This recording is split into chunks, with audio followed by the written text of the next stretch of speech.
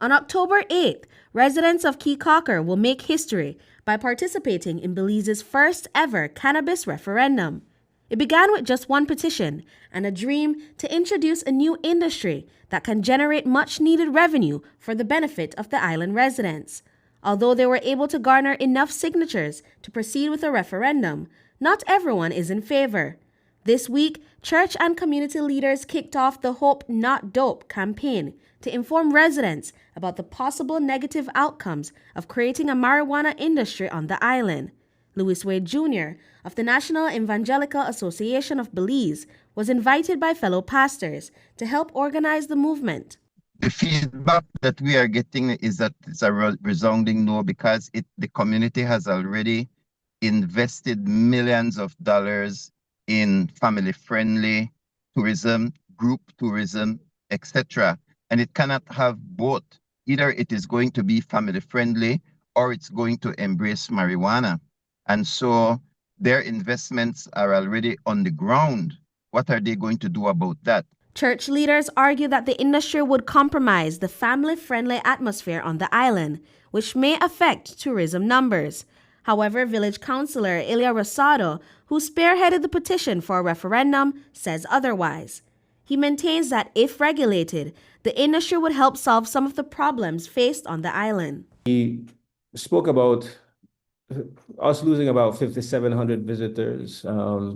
And from the data that I have, in some years, we've received around 170,000 visitors to Caye Caulker. So his figure represents about 3.5% of the total visitors to this community. And really and truly, what I'm looking at is not a sort of like new product or service to offer to tourism, but a new industry on a whole where we can have different sources of revenue that are not directly correlated with tourism. Wade and others behind the Hope Not Dope campaign say a marijuana industry could take Caye Caulker down the wrong road, one that threatens the very tourism economy the island depends on. The moral aspects of it and the beneficial versus non-beneficial aspects of it are secondary and tertiary issues. The primary issues is based upon what the referendum is asking, which is whether or not they want to be the hub of the marijuana industry. And so that hub is going to bring in a specific type of tourist. It's not like Caye Caulker is offering a product. Caye Caulker is the product. The product is the people, the culture, and the streets and the village. And so somebody is coming to say, let's turn your village into a marijuana paradise. What will the answer be from the common sense average person on the street who loves their community? You and I will fly to Caye Caulker and we will fly back home. Caye Caulker residents live there.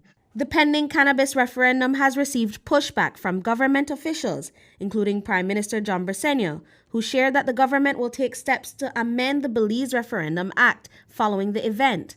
On the other hand, Minister of Tourism Anthony Mahler has expressed his support for a possible cannabis industry, claiming it may be beneficial to Belize. There's this vocal group of people online saying no and everything like that. But on the ground, I mean, it's a small community. I walk and ride on my bicycle through the community every day and still say good morning to the same people, even to some of the people who are, for my knowledge, are going to vote no. And that's fine. I mean, the idea is that I want people to make a choice, and that is what democracy is all about.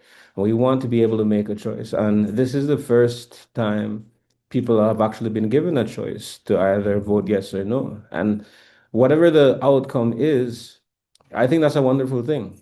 The vote is yet to be determined, and for now, the work of the Hope Not Dope campaign continues. The referendum will be held at the Caye Caulker RC School from 7 a.m. to 6 p.m. on October 8th. Britney Gordon for News 5.